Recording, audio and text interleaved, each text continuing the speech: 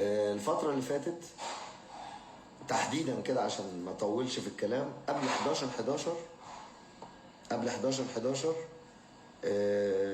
ازاي اعمل شير نشر، تعملي اعادة نشر على صفحتك.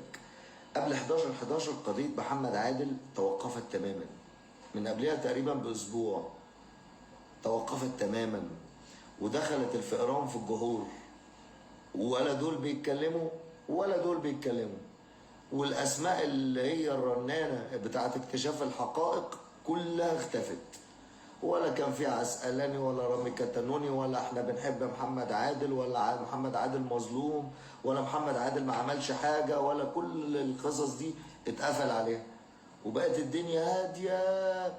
وكنت انا ابتديت اتجه للمعركه الاهم اللي هي معركه بلدنا بقى، ان في مؤتمر المناخ، وان في ناس بتحاول تبوظ مؤتمر المناخ، والهجوم اللي على سياده الرئيس عبد الفتاح السيسي، والهجوم اللي على مصر، والهجوم اللي على الاجهزه الامنيه، والهجوم اللي زي ما انا كنت متوقع بالملي لقيته قدامي، فاتجهت لقضيتي انا بقى، وانا نفسي خرجت بره الموضوع. بعد القضيه او بعد 11/11 اديت الناس دي كلها على نافوخها، وعملت بس مباشر واحد بس عن القضيه، قلت فيه انتوا كنتوا فين؟ انتوا كنتوا ولا حاجه، وانا كمان، عشان ما حد ما يهمنيش العداد، المهم تعملوا شير عشان الصوت يوصل، لان العمليه هتدخل في قله ادب الفتره الجايه. منوره يا امل، تمام؟ استاذ امل زكي منوره. انتوا كنتوا ولا حاجه وانا كمان. القضيه دي عرفت الناس على عمرو، وعرفت الناس على فلان وعلى علان وعلى ترتان وبقينا كلنا على الساحه، وكل واحد اتكلم. النيه بيننا وبين ربنا، تدخلت في نيات البشر جميعا، بس انا بالذات دخلت في نيتي وفي ماضيه وفي تاريخي وفي اختي وفي امي وفي ميراثي وفي علاقاتي، وما خليتوش، وفضلت انا شغال على الخط برد. مش بقول ان انا اكتع ولا بنص لسان ولا ناقص حته من اللسان وانتوا عندكم لسانه، لا برد. واول ما برد تيجي الهدنات والتهدئه والبتاع، اللي عارفين ردي قاتل، وعارفين ان انا لما برد بسعى ان انا اجيب معلومات صح عشان ارد في الصح، مش ارد وخلاص. يعني انا في واحد ابتديت احطه في دماغي، ليه؟ كلمته بالعقل وما شتمتش وبتاع، سفيت وهزرت وبتاع. تاني يوم عامل لي بوست لعادل امام، قال اللي بيزعل المحامي يا هيلبس بدله زرقاء يا هيلبس بدله حمراء، الحمراء دي تبقى انت عارف ايه، خلاص؟ ولا خايف منك ولا خايف من اي محامي. ولازم تفهموا ان المحامين اذا لم تكن مهنتهم الدفاع عن المظلوم، ولو ما عندوش شرف المهنه واصبحت مهنتهم حبس الناس، قسما بالله لاجعلكم قضيه راي عام لغايه لما نقيب المحامين يلمكوا لما صح. لان انت وظيفتك مش ظابط بروح امك انت وهو عشان تهددونا بالحبس. كلام واضح لاي محامي في مصر، واللي مش عاجبه يخبط راسه في اتخن حيطه. والكلام ده انا واجهكم بيه في الاجهزه الامنيه كمان. وخلي بالكم انا بقول لكم اجهزه امنيه من بعد 11/11 وانا واثق من نفسي، عشان كل اللي كانوا بيزايدوا قبل كده انتهى موضوعكم. انا النهارده بكلمك ما بقولش في ظهري اجهزه امنيه، بس انا عارف الاجهزه الامنيه شايفاني ايه وشايفاكوا ايه كويس، فانا بتكلم بقلب جامد، لان الاجهزه الامنيه في مصر مش نايمه، وعارفه مين اللي وقف جنب البلد، وعارفه مين اللي ادرك اللعبه القذره اللي كانت هتتعمل على الشباب. ما احنا قلنا ازيك يا محمد يا نفيسه، ما احنا قلنا الشباب قضيتهم مش سياسيه. انهي شاب في مصر بيعرف سياسه ولا مهتم بسياسه؟ ولا لو قلت له حرب روسيا واوكرانيا الاخباريه يقول لك والله ما اعرف، هي قامت وبعد يومين انا اتشغلت، نزلت اغنيه لحمو بيكا، ولا كان عندي مهرجان، ولا كان عندي حفله في الجامعه ولا بتاع، ولا في دماغهم.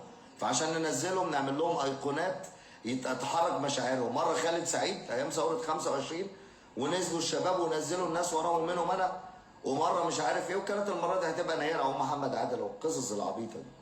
لاحظت ان هم اختفوا بعد 11/11 اختفوا، وطلعت ضربت بالشبشب للكل، محدش رد عليا، بل جات لي هدنات ووافقت على الهدنات، لان انا مش عايز معارك. ما هو مش منطقي. بص انا جايبها لكم على بلاط، اديني النهارده بكلمكم الشغل، بكره هكلمكم الشغل التاني، بعده هكلمكم الشغل التالت، بعده من الاستوديو. انا مش فاضي، انا رجعت لحياتي الطبيعيه وخرجت بره الدايره الملعونه دي. واضح انكم فاضيين، لكن الناس بتجيلي بتسالني فين الصح وفين الغلط يا استاذ عمرو. لما ربنا بعد كل اللي نيلتوه واللي هببتوه واللي عامل فيها بطل وبيكتشف حقائق الناس واللي عامله فيها بطله وبتتكلم من بره دفاعا على نيره ولا على غيرها، واللي عامله فيها لا انا مش ام حلاوه، وكل واحد في وادي عمال يدلو بدلو. ما تجوش بقى الناس لما تيجي بقى تسالني انا مجبر افتح الكاميرا وارد على الناس. قسما بالله لو الناس ما سالتني لا تلاقوني كل 3 4 ايام بس مباشر عن قضايا اهم. انتوا النهارده علامات يوم القيامه وحوالينا يعني. محمد عادل ايه ونيرت ايه؟ النهارده ازيك يا استاذ عصام منورنا. جوسي منورنا. لكن انا فوجئت اليومين اللي فاتوا ان الموضوع رجع تك تك تك تك تك تك تك، وطلعت عملت منشور او عملت بث مباشر على عسقلين. لكن انا شايف الموضوع اكبر من عسقلين. ده في اوامر بتحريك الماء الراكد. هم افتكروا، هم خافوا فتره، لقوا الاجهزه الامنيه ما عملتش حاجه لحد، اخذوا اوامر يشتغلوا، وده واضح زي الشمس. ما حدش يقول لي لا. انتوا ابتديتوا تثبتوا لي انا وللي بيصدقوني انكم مرتزقه، والقصه مش ريتش. القصه مش عشان نعمل ريتش او نعمل مشاهدات. انا كنت فاكرها كده بعد 11/11. القصه الان اصبحت تجنيد، ان في ناس مجنده انها تحرك الراي العام تاني قبل 26/1. فانا هقول لكم على حاجه، انا مش عايز معارك مع حد. ما هو يا تلموا الدور، يا تلموا الدور وترحموا الناس. لان احنا يا اما انت نفسك يا ابني فوق. محمد عادل ونيرة ايه؟ محمد عادل متعاطف معاه ايه؟ علامات حواليك، العلامات الصغرى بتزيد حواليك. انا النهارده سامع درس ديني قسما بالله شعر ايدي وقف من الكلام اللي سمعته لشيوخ اجانب حره دمها حر بتتكلم بدون ما حد يسيطر عليها بالانجلش. خطبه جمعه في احد ولايات امريكا النهارده اتقال فيها كلام خطير، مشايخنا ما يقدروش يتكلموا فيه، كلام في منتهى الخطوره. احنا اقول لك على حاجه، الكائنات الفضائيه اللي بنسمع عنها وبنشوفها وكلام من دي، انت عارف ان خلاص قربت الكائنات الفضائيه دي تشوفها؟ دي مش كائنات فضائيه جايه من الفضاء، انت هيتهيألك كده. ده القصه ان امريكا لما نبتدي نوقعها، كل دول العالم دلوقتي بالراحه ابتدت تفوق، بتتفق على امريكا بقياده بوتين روسيا، والنمر الاسيوي او القطب بتاع الصين داخل مع روسيا، والموضوع ده بيزيد وهيحطموا لها الدولار وبتاع. تفتكروا امريكا هتسكت؟ امريكا جاهزه بخطه بديله هتحط العالم في معركه وهميه مع كائنات فضائيه بتخرج من صحراء نيفادا، وانت شايفها كائنات فضائيه جالك من السماء واطباق طايره وحاجات متحضره لك من سنه 1953 كانت على الورق. من 1968 مشاريع بتتنفذ تحت الارض في صحراء نيفادا هتطلع لك زي ما اقنعوك ان هم نزلوا على القمر والعالم بيرفرف. قمر ايه اللي العالم فيه بيرفرف؟ كل ده استوديوهات وحاجات في صحراء نيفادا تحت الارض. احنا داخلين على كوارث، وبقر عمال بيلف وخرفان بتلف، ومره يقولوا اشاعه ومره تحليلات. علامات القتل ده في حد ذاته اللي احنا فيه من علامات القيامه الصغرى. انت يا حبيبي مصغر دماغك ليه على قضيه محمد عادل ونيره؟ ايه اللي هتقدر تعمله؟ اقنعوني اقنعوني، ايه اللي هتقدروا تعملوه قبل 26/1 هيفيد محمد عادل او يبرأ نيره من الناحيه الثانيه من الاتهامات اللي اتهمتها في السوشيال ميديا؟ ايه الفايده؟ انا عايز افهم. هل انت لو برأت نيره مثلا، هو مثلا ربنا سبحانه وتعالى هيحاسب نيره بكلامنا؟ ما هو ادرى بيها، خلاص انتهى موضوعها، هي تحت التراب انتهى موضوعها. هترجع تقول لي لا نيره عايشه وفي الفلبين واللي اتقتلت ايناس الدغيدي، وهندخل بقى في قصه غير طبيعيه. هندخل في قصه غير طبيعيه غير المنطقه 51. ده حضرتك القطب الشمالي 13 دوله اللي هي قاره الانتركاترك دي، 13 دوله عاملين فيها قواعد عسكريه باتفاقات دوليه وجميعها دول ماسونيه لخطط كبيره هتحصل الفتره الجايه. ستارز وار، برافو عليك. ويرد جامد، مساء الفل يا حبيبي. تمام؟ انتوا عايزين ايه الفايده؟ مين اللي مشغل الناس ده؟ فضولكم انت بقى كمشاهد. فضولك موديك لفين يعني؟ يعني انت بتروح تسمع هنا وهنا وهنا وهنا لدرجه ان انا بتضايق ساعات بلاقيك بتطبل لي وبتطبل لغيري وبتطبل. انا مش زعلان منك، انا زعلان عليك على فكره. انا فعلا زعلان عليك، زعلان عليك انك بتحط نفسك في اطار المنافقين اللي هم في الدرك الاسفل من النار. ما هو ده نفاق يا صديقي. دي مش شطاره ولا ذكاء منك انك تسمع الجميع بدون اتجاه. يا عم ما تسمعناش كلنا وخد قرارك. ما تسمعش اي حد فينا، ما زهقتش؟ ما سمعتنيش انا شخصيا في قضيه محمد عادل منير لما زهقت؟ ما سمعتش فلان ولا علان ولا محامين ولا ما زهقتوش؟ ايه الجديد اللي بيطلع؟ حد يفسر لي يعني ايه اللي ممكن يحصل قبل 26 واحد قبل موعد النقد هيفيد محمد عادل؟ عايز واحد يكتب لي من بعد اللي سمعوا، بعد ما بقيتوا كلكم خبراء في الجنايات، خبراء في القانون، خبراء في كل حاجه، حد يفهمني قبل 26 واحد ايه اللي هيحصل ممكن يفيد محمد عادل في القضيه؟ حد يكتب لي. احنا لغايه دلوقتي ابو تيشيرت اصفر حر طليق. وعليكم السلام ورحمه الله وبركاته. لغايه دلوقتي ابو تيشيرت اصفر حر طليق كالعصافير الكناريا، ما حدش كلمه. غاب له شهرين وعمل عمليه تجميل وطلعوا لنا صبانخ جنبيه انا مع انكل صبانخ اهو انا كويس وبتاع، ده طالع يغيظنا كمان ابو تيشيرت اصفر، واحنا كلنا عارفين هو مين من الاخر يعني. ولما احمد رجب قالها علني قال لك انا رفعنا عليه قضيه، لا شفنا احمد رجب اتحبس ولا شفنا الواد اتحبس ولا يبقى في حاجه الاجهزه الامنيه عايزه تشوفها، مش نايم. لان احنا اللي احنا بنعمله ده بنصدر المشهد للعالم ان الاجهزه الامنيه المصريه نايمه، وهذا غير صحيح. انت في مصر يا حبيبي، انت في مصر. انا اعرف ناس كتبت بوستات ضد الدوله في 24 ساعه كانت متجابه وهي مستخبيه وهربانه، مفيش هزار. انت في مصر، فايه اللي انتوا مستنيينه؟ يعني انا بقى مش هكلم الناس دي، انا عمال اهاجم الناس دي، انا هكلمكم انتوا. انت مستني ايه؟ فضولك واخدك لايه؟ ايه اللي ربطك بقضيه محمد عادل؟ السيده اللي متعاطفه مع محمد عادل يا فندم، مش هو قتل، مش حضرتك هو قتل. انا مقدر تعاطفك معاه كأم، وان ولد مهذب وولد محترم وولد كل اللي سمعناه عنه، تمام؟ وفي الاخر اتحط في ظروف معينه جابته الجريمه بتاعه. انا بسال حضرتك سؤال، ابنك لو راح حب واحده انت شايفاها مش صح زي الحاجه خديجه بالنسبه له بغض النظر عن اخلاقها، شايفه ان الاسرتين مش مناسبين، ممكن تكوني انت اسره فقيره وهي غنيه، ممكن مستوى اجتماعي، ممكن مستوى ثقافي، الحاجات اللي بتمنع ولد يتجوز بنت او يحب بنت من العائلات كثيره، اسبابها كثيره. فانت العايزه انت ترضي ان ابنك بقى يكسر كلامك ويصر على البنت دي؟ هل ده مبرر حضرتك تبرريه لمحمد عادل؟ احنا مش بنبرر قتل، ومن قتل يقتل غصب عني وعنك وعن السامعين، وانا قضيتي واحده من الاول ما غيرتش كلامي. من قتل يقتل. مش رامي الكتالوني نزلها لكم قبل كده وقال لك اهو مش متعاطف مع محمد عادل؟ ده اول واحد كلمنا على السوشيال ميديا بعد هدير اخت نيره كان رامي الكتالوني، وما كنتش لسه عرفتوني. قلت له ازاي لا يتعدم، كنت مصر على كلامي ولغايه الان. لكن لما يبقى في محرض، لما يبقى في حاجات، ما هو المحرض ده اخري اللي انا جبته، وان المحرض ده ليه علاقه بشله الساحل ده برضو اخر اللي انا جبته.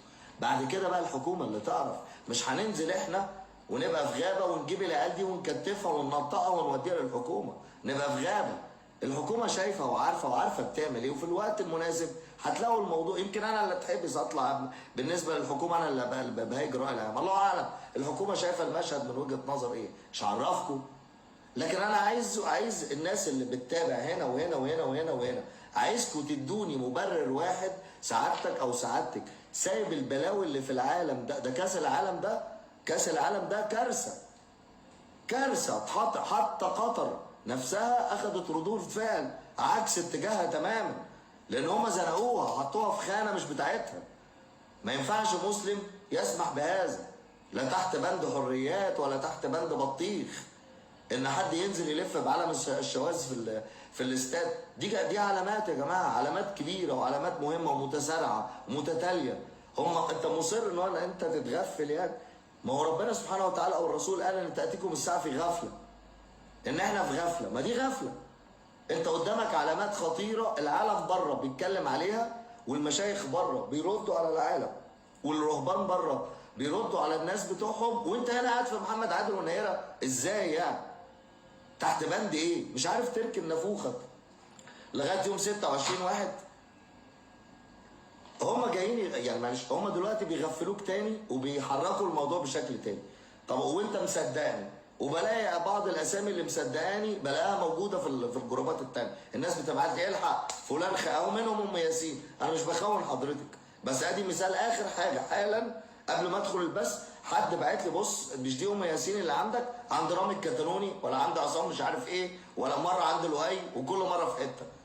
مش بتهم حضرتك بحاجه، حضرتك ليك حريتك شاء الله يا رب تروحي فين، انا ماليش دعوه. بس انا بعتب على حضرتك ايه؟ هل انت ما عندكيش وقت انك انت بيتك عيالك، نفترض ان انت قايمه بالدور ده، داخله على السوشيال وعندك وقت للسوشيال، هل ما فيش غير القضيه دي، غير عمرو الكاشف وده وده وده وده، وتقعد تسمعي من هنا لهنا لهنا لهنا لهنا، وتحط نفسك في شبهات، وتخشي ان ناس تتهمك بالخيانه وناس تشتمك وانت ترد على ناس يعني ايه اللي انت حضرتك مستفيداه يا ام ياسين؟ حضرتك او اللي زي حضرتك كتير على فكره مستفيدين ايه؟ هتفضلوا من هنا لهنا لهنا لهنا لهنا تتنططوا تسمعوا، عايزين ايه؟ ايه اللي عايزين تسمعوه طيب؟ ايه اللي عايزين تسمعوه يكسر كلمه القضاء المصري قبل 26 واحد؟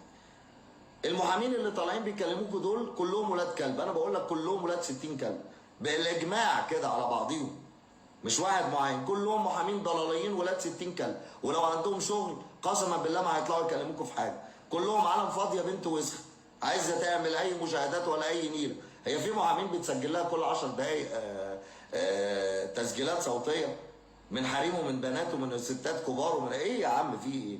انتوا انا زعلان عليكم. انتوا هتفضلوا كده لغايه امتى؟ يعني انا اقول لك حاجه، انا من ساعه ما فتحت الصفحه دي لما طلعت اسف عملت اعلى مشاهدات. هو انا مطالب لو انا بقى بتاع مشاهدات، هو انا مطالب ان انا بقى عندي معلومات خطيره ان احنا ممكن ما نلحقش قبورنا وتقوم علينا القيامه، واحذرك واقول لك ان في حاجات بتحصل حواليك ضروري، وبكلم المسلم وبكلم المسيحي وبكلم اليهودي وبكلم الشيعي، بقول لهم خلي بالكم يا جماعه مرحله الفرز قربت. النهارده لاول مره شيخ امريكي مسلم اعلنها صراحه ان الدجال على اقتراب ظهوره، خلاص انتهى الموضوع. مش قصدي ان حضرتك ما تتابعيش غيري يا سهى، مش دي الفكره. طب يا جدعان خشوا شوفوا مواضيع تهمكم اعلى من كده. الدنيا ما وقفتش عند محمد عادل ونيره، لا محمد عادل ونيره هيحلوا لك مشكله الرز ولا السكر ولا غلاء الاسعار ولا الفقر اللي داخل عليه العالم كله ولا حرب الميه اللي هيدخل عليها العالم كله. كل ده مش يعني اهم من محمد عادل ونيره، مع احترامي للي بيحبوا محمد عادل ومتعاطفين معاه واحترامي للي بيحبوا نيره. ده الموضوع اكبر بكتير، الموضوع اكبر بكتير. احنا داخلين على كوارث عالميه، داخلين على فقر عالمي، داخلين على زياده اسعار على مستوى العالم كله. امريكا شايطه بايد من حديد مش هاممها حد. حتى روسيا اللي بتحارب امريكا في اوكرانيا، انا رايي ان اوكرانيا دي حفره عاملاها روسيا، عاملاها امريكا لروسيا. هي اصلا ما بوتين بيحارب فكريا، بيحارب من ساعه ما مسك بيحارب امريكا بالفكر بتاعه والاقتصاد بتاعه والتنميه بتاعته والاتجاه بتاعه. هو اصلا بيحارب امريكا اقتصاديا، هي دخلته في مرحله في حرب عسكريه ظاهريا بيحارب امريكا، لكن هي ضحكه عليه من الاخر. يعني ده شغل شياطين، حطاه في حرب عشان يفقر وعشان تستفزه وعشان يصرف فلوس. تحريك السلاح ده باموال كتيره جدا. تحريك السلاح، اقفل البث ليه؟ اطلع انت. ليه انا اقفل البث؟ اطلعي انت لو مش متفائل. امال انت عايزاني اطلع اقول لك يا محمد عادل يطلع براءه فتتفائلي بقى، فتقعدي متفائله ومبسوطه كده، وتبعتي تجيبي بيبس بقى وتجيبي لب وسوداني وفشار وتقعدي تاكلي ومبسوطه. ايه محمد عادل يطلع براءه، وهننزل نلف بيه ميدان التحرير نشيله على كتافنا وهو بيهتف ويبقى هو بقى ايه، ونمسكه رئيس بالمره، ويمسك رئيس بالمره، اشهر شخصيه في مصر. يعني لا، ما فيش حاجه اسمها قله الضمير معناها محامي. في محامين محترمين كتير جدا. انا حددت قلت المحامين اللي بيتكلموا اليومين دول على السوشيال دول ليسوا على مستوى، يعني ليسوا على مستوى شرف المهنه ولا على مستوى من الوطنيه ولا على مستوى من اي حاجه، ودول عالم فاضيه وكذابه. ووروني هتعملوا ايه. مش انت عامل لي الرد يا عم ان انا هلبس بدله زرقاء ولا حمراء؟ عليا الحرام من ديني الافضل وراك لما البسك انت البدله الزرقاء يا اخوانجي يا وزري. انت فاكر ان انا دخل عليا الافلام بتاعتكم؟ على فكره انا اجدع واحد يمثل العبط، بس ده شغال. انا حابسه عشان يبطل يفكر لك. عارف لو قلعت دي هحبس امك في يومين ثلاثه يا اللي عامل ضكر. انا النهارده بكلمكم انتوا، انا ماليش دعوه بالناس اللي بتتكلم. انا مش هحارب كل الناس عشانكم، انا عمال بحارب كل ده عشان الناس اللي بتتابع القضيه، عشان الشعب المصري، عشان الناس اللي من الدول العربيه اللي وقعت في الخيا واتسحل لها سحر الاعين بقت حياتها كلها محمد. النهارده هكلمكم انتوا عايزين ايه؟ انت عايز تسمع ايه؟ خيالك بيوديك انت عايز تسمع ايه قبل جلسة النقد. انت عايز تسمع ايه؟ مستني ايه؟ ايه اللي انت مستنيه عشان تضيع وقتك وتضيع وقت من بيتك وتضيع وقت من مذاكرتك لو صغير، ولا تضيع وقت من حياتك عشان الموضوع ده؟ انا عايز افهم انت مستني تسمع ايه؟ ايه اللي هتسمعه؟ ده الحاجة الوحيدة اللي ممكن تحصل لا قدر الله تزعلك لو انت مع محمد عادل. الخبر الوحيد اللي يدي الموضوع ده ان محمد عادل لا قدر الله يموت في السجن، بس دي الحاجة الوحيدة اللي ممكن تحصل قبل النقد. نيرة ماتت الله يرحمها، انتهى الموضوع. فاضل محمد عادل عايش ومسجون وليه ميعاد نقد. الحاجة الوحيدة اللي ممكن تغير مسار القضية دي هي ان محمد عادل يموت في السجن. وبرضه لعبوا لكم عليها، عاجل محمد عاجل تعبان وحالته النفسيه مش عارف ايه، وراحوا يا عيني يا محمد ايه يا جدعان في ايه؟